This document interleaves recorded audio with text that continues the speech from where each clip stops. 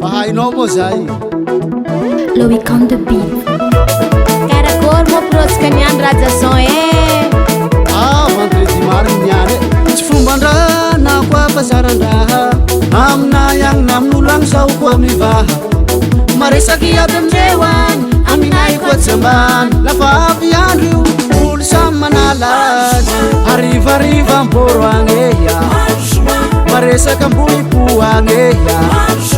taxi be mioeraoera olo iaby zao mifandombera ambiance aminay ambiance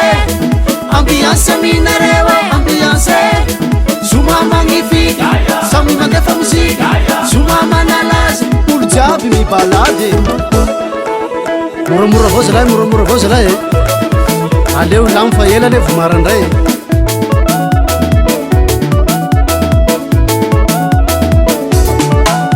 mifampikaiky mifampitao lafa zomatolakandro ayagny rendez-vous fa tsikandro any tsy maintsy mamo 2 heures mihinakady arivariva mamono gosy mitoy amizay gn'ambiance miboaboaky mirosirosy maresaky tamatavy ao eya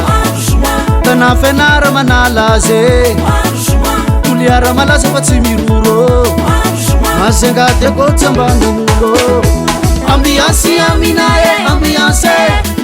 ambiance aminareo ambiance zoma magnifique samy mandefa mozika zoma manalazy olo jiaby mibalady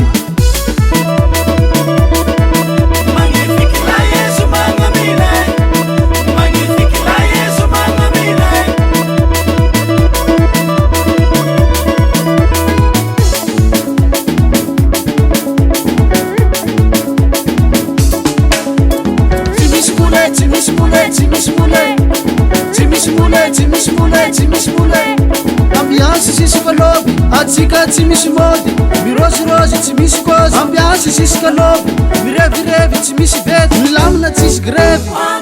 ao avao koa ambiance amorondava ao zay miamia ataonao manao akory